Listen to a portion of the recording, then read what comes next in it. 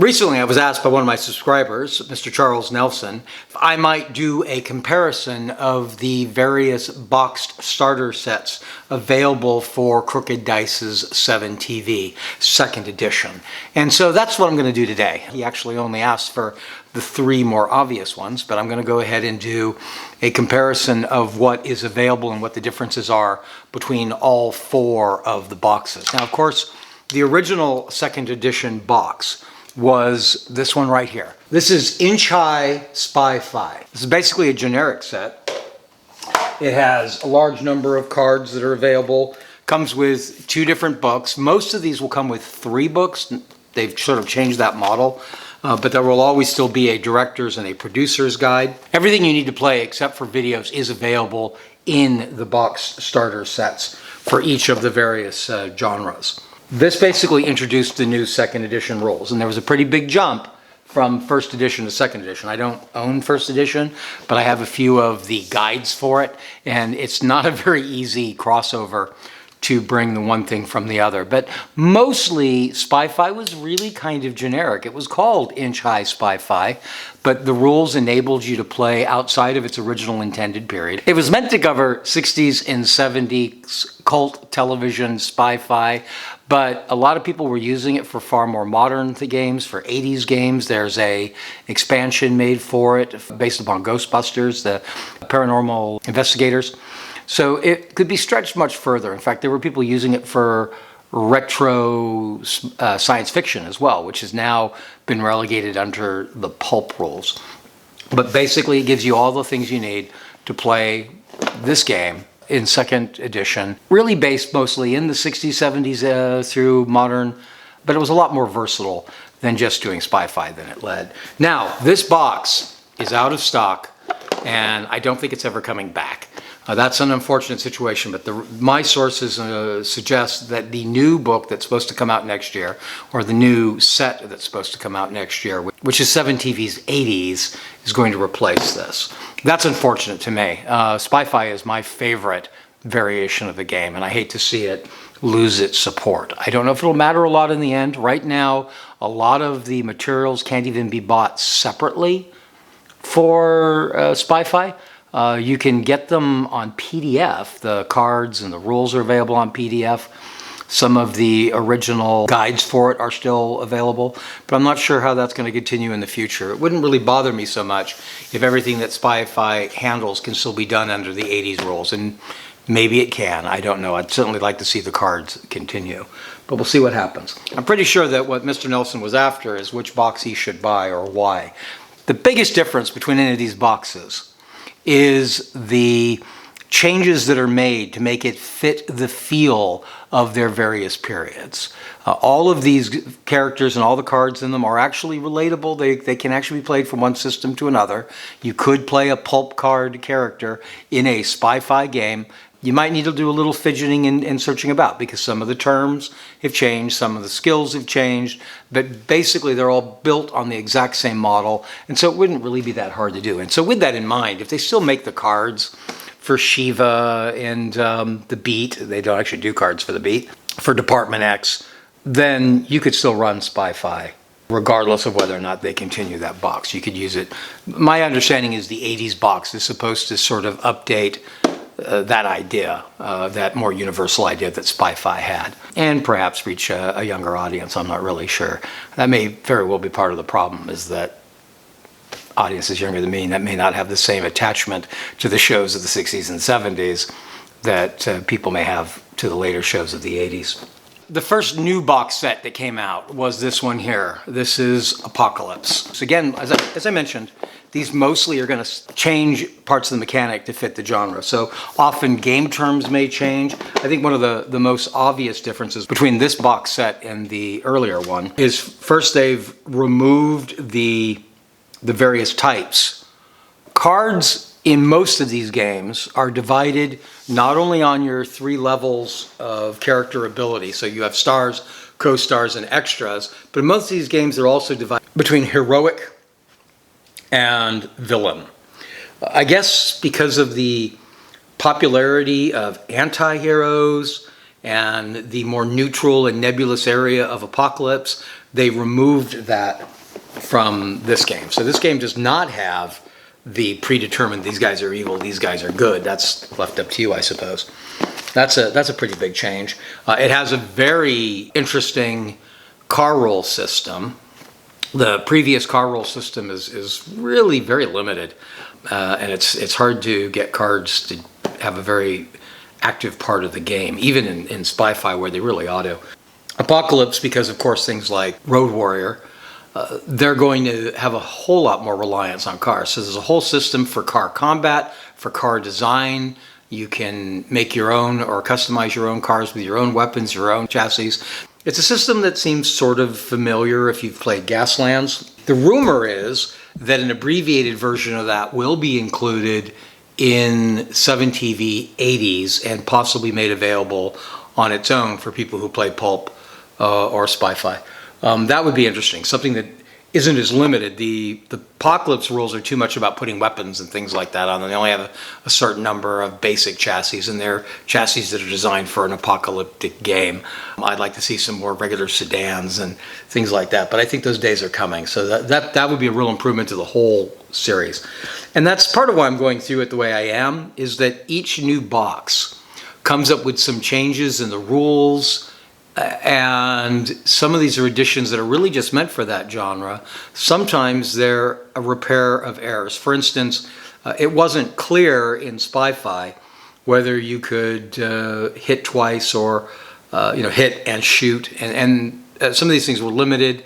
They are or were not well explained. They have since been answered in later books.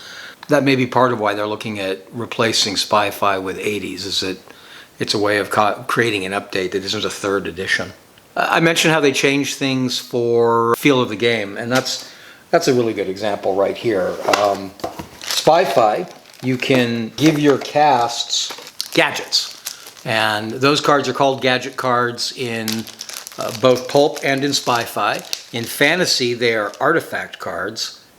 Apocalypse, they are gear cards. So they all really do the same thing, but the kind of things that are included, what they're called, the gear cards, to give an example, there's Guzzling, restore one vehicle for a modification that's lost its turn, whereas in Spy-Fi it might be a rocket pack, and in Fantasy it might be a special sword.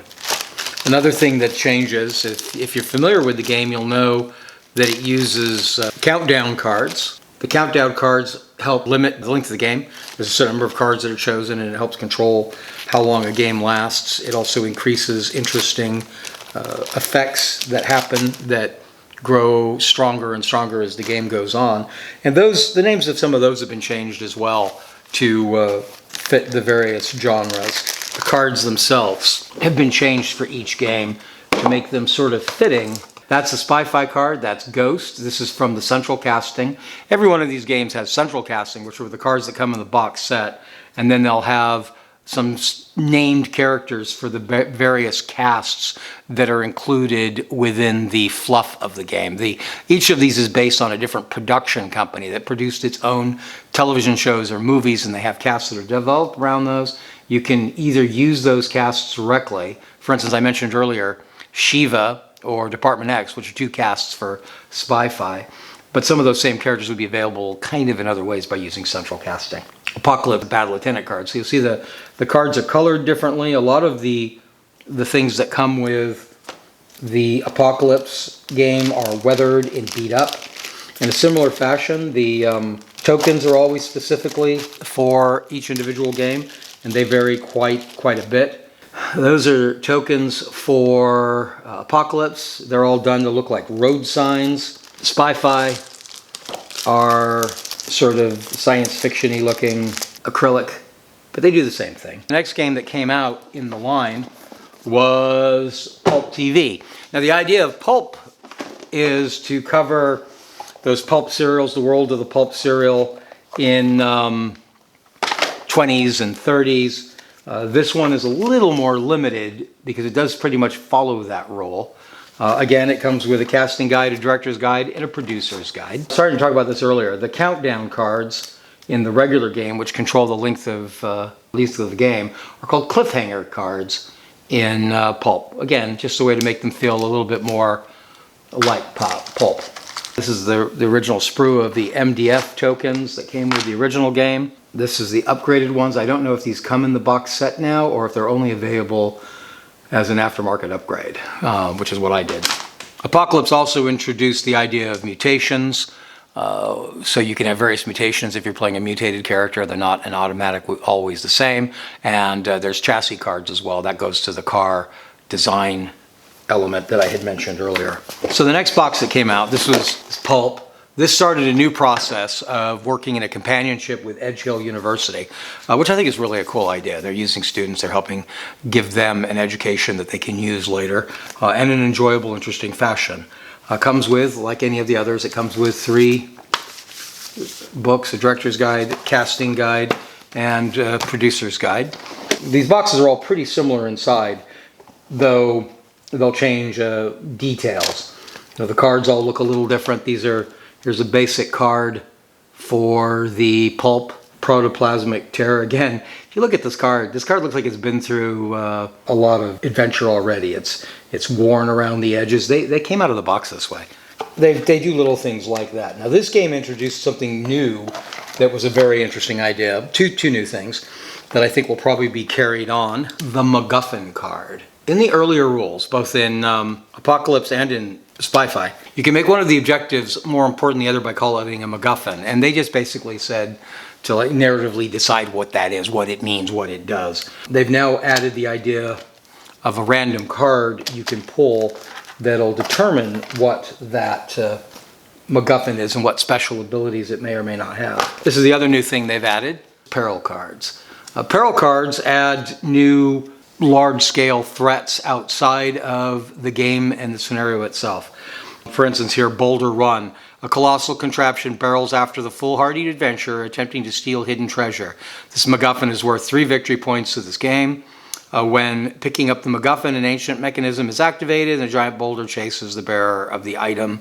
I think you all recognize that particular trap from a somewhat popular, more modern Pulp movie. So the Pulp set is designed for playing in the 20s through 40s. This is where they've now moved the retro Spy-Fi. You can play retro Spy-Fi perfectly well with Spy-Fi, but they've really moved it sort of into this system in the for the future. And their new expansion or program guide, what do they call it? The feature, Randy Rhodes, which just finished its Kickstarter, is being put into Pulp. Next box I wanted to talk about is Fantasy. This one's a little bit different. This is the most elaborate and craziest of these boxes. I did a video specifically on a review of what's in this box earlier. But here, all of the art, the cover art, the art of the various things that come in it is all way over and beyond what they've done in the past. All of these games come with a QRS or a quick reference sheet that's right on the book. In Spy-Fi, it was the back page. You could just flip over the back book and it was readily there. Here they've given you a separate flyer for that. That's kind of nice. I mentioned I might as well show you some of the tokens as best I can. These are, again, they're painted MDF. They're not even just printed cardstock. They really have a nice feel for a fantasy game. That's really a nice feature. Again, the 3 books. This time called a casting guide, a producer's guide, and a director's. In every other game that I've showed you so far, they've had a universal template. This template has your 2 different area effect circles, and it has your cone. Fantasy has the coolest templates of any game I have ever seen. So that's their big circle, the little circle. Their cone is bigger than the original one. All again painted MDF, and this game is just absolutely beautiful. Beautiful of the cards so far. There's an example of a card that's a elf spellweaver. They again changed their countdown cards. In this game they're referred to as trilogy cards, again to keep that idea of the genre alive. This one is based on the idea of fantasy movies of, as they put it, the 80s, but in reality, they moved their old Jason and the Argonaut game that they had for the first edition, or it's actually sort of a separate game. They've merged that into fantasy as well, and I would argue those are 60s, not 80s. That's probably what I meant by don't get hung up on the decades or the years. It followed along with the MacGuffins. So I think that's going to be something we're going to see in the future, is MacGuffin cards. I like the idea. It randomizes it. You could still select one of these cards perfectly, or pre-game if you wanted. That's what my friend Peter does. So that it can be something you know you're after that was the driving force of the narrative of the game, or it could be a random thing and you don't have to consider it at all. And then they changed their gadget cards to artifact, which again fits the genre. The things that this game has added is obviously magic. Magic has been available in the game before, but it's been very minor, and it's been sort of hidden as a star ability or a special effect. For instance, the guru who runs Shiva has magic, but that's how it's done. It's just done like one of his special abilities. I'm not that familiar with the Cthulhu edition for Pulp, but it's probably the same idea as that. But this has a full magic system with books of magic spells that are available. And of course, it's going to have to increase magic, because in the fantasy game, you're going to have people playing sorcerers. So that's a addition. And another addition that is really fitting for fantasy, but I think it might have been a good idea to do an edition like this for Pulp as well, is the encounter guide. The encounter guide, each of the pre-written scenarios suggests certain encounter pages of the guide that you can add to make it a little bit more dangerous. And these basically create random situations and wandering encounters, to borrow from D&D. There's a bunch of old school D&D feel to the fantasy game. And so that's a really cool little addition too. Those are the basic differences in the game. There's a few, as I hinted at, a few minor things. Sometimes special abilities names have been changed the same way. The countdown cards names have been changed. One of the things I was asked by Mr. Nelson is if these things can be interchanged. They certainly can. And if you can adopt the different scenarios that come in the books to be played outside the genre they're in. And again, you can certainly do that too. The mechanics have not been changed in any sort of way that's substantial that makes them unplayable. I know there's some other games where they've done that, where the points don't equal the same. The ratings work the same way. You could take the ancient Greek Argonaut figures from fantasy and you could put them up against Nazis in the pulp world. It is perfectly doable. Might have to do a little work to cross-reference what some of the things mean. But even that's not as hard as it sounds. I mean, the definitions of star ability and special effect works is written right on the back of your card. So it doesn't even matter if you didn't have the book that explains that from that genre with you, because most of what you need is right on the cards. Now, they are kind of getting away from the books, and I want to mention that because, as I mentioned when I started, the Spy-Fi isn't even available as a box right now, and I don't think it's ever going to be again. Some of the other boxes are not in stock at present, so that can be a bit of a challenge. They are sort of stemming away from the box sets in general. They already had done a number of things that they called program guides. That's part of how they solved the issue I mentioned earlier, only the 2 books in the original game, is that they would do program guides that were either specific. This one has 3 different casts in it: Department X, Shiva, and Paranormal Exterminators. These are all designed for Spy-Fi. Argonauts, I had a video here when I got my Argonaut Kickstarter. This is the program guide that came along with that. And so there's a few of these out there for various periods, but they seem to be stemming away from that to what they're now calling feature packs. This is the first feature pack made for fantasy, and it is Ursa the Fearless. There's one of these for playing a Lovecraftian pulp game. There's a pre-sale going on as we speak for Vlad's Army, which is for Spy-Fi. That's confused a few people. I think it's because, again, Vlad's Army is based on Horror Hammer features and the television sitcom based on the home guard of Dad's Army. And that fits clearly in the Spy-Fi period. So I think that may be why they went that way instead of going with Pulp. But again, you could do it for Pulp. So in this box set, these feature guides come in a VHS tape container, some great art on them. They'll come with a rule book that tells you a little bit more. This works the way the old program guides did. It gives you a little information about the how to use it, the cast, some scenarios. It does not include copies of the cards like the old ones used to, but the box comes with the cards that are specific to it. These will differ from the central casting cards, as I alluded to earlier, by being specific. You know, the other one I might have a Divine Mortal or something, but this card has Orsa. So there'd be a way to play Orsa with the cards that come in the original book, but she'd be called something more generic, and some of the skills and attributes may be a little bit different. It also comes with a handful of trilogy cards to add to your normal trilogy deck. Apply more to, like this one, first one mentioned, Finfer the Wolf, and that's because it fits into the genre. Queen of the North, Winner of the World. These would be a little odd if you were playing Jason and the Argonauts, but they're perfect for a barbarian in the frozen Northland.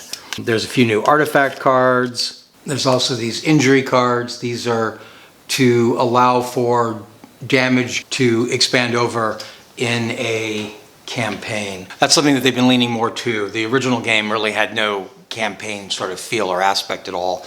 There's a pseudo campaign added by this book. This is 1967 annual. That was always sort of a fun thing. This came out in, what was it, 07? 2007? But they called it 67 to make it fit the idea of Spy-Fi. It had a few new casts in it. It has a great section on creating your own casts and how to go about it. So that was a great addition, I thought. There's a kid show in here. So this is a really useful book. If you like to do cops like I do, gangsters, you know, the beat, I mentioned that they never have done a new version of the beat. When I do the beat, I end up using central casting police cards, and the bad guys from the beat are in here. So that makes that possible right now. One of these days I'll get off my butt and make cards for the beat, because I don't think they're going to do it. I guess to wrap this all up, which one you buy is really up to you.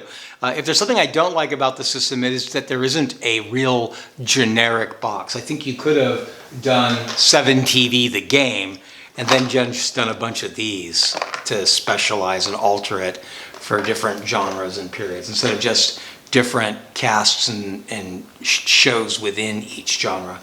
So if you really are into the game, it can get kind of expensive. These box sets are not inexpensive. But if you only really play one period, I know a lot of people who only have Apocalypse, which is the only one of these I don't actually own. I had to borrow mine. If that's all you ever do is play apocalyptic games, and you only need to get it once. Everything you need does come in that box set. The advantage of the system is that you're not having to buy multiple stuff if you do only want genre. It's only those poor people of us who have it all that get messed up. A lot of the box sets are not in stock at present. That's a bit of an issue. Crooked Dice has trouble keeping these in stock. Often they'll have the additional items available. Those are usually in stock. It's a little bit more money to buy all individual stuff separately from a box set. And as I mentioned, Spy-Fi I don't think is ever coming back. Also, if you're here in America, there can be some difficulty. The shipping from Britain, as you know, is expensive. A good friend of mine does sell some of these items. He's a little bit short on the box sets right now as well. But if you're here in the United States, I would recommend giving a look at Phalanx Consortium, who are a Crooked Dice distributor for the United States. What I'd recommend is that you buy, if you're not wanting to invest in all of this, pick the box, the genre set that you think is best suited to your gameplay, to your interests, to what you want to do. If you end up really being a fan of 7TV as I am, then you can go ahead and invest and follow in the other box sets. If you're not, but you want to try another one, you could just buy the books then, or just the cards. Frankly, you could get by in a lot of this with just the cards. Sometimes there'll be some rule changes that may not have been explained to you, but none of that would be undoable. You could use your program guides and your feature guides for a box set you didn't actually own. You could also move those things to another period if you wanted to. It's not ideal, but it certainly could be done. I hope you found this useful. If you have any further questions on any of these games, I'm weakest on Apocalypse because, like I say, I don't even own it, but I have access to it, so I can answer most of your questions or find those answers, and I do have all the others. I'm a big fan of 7TV.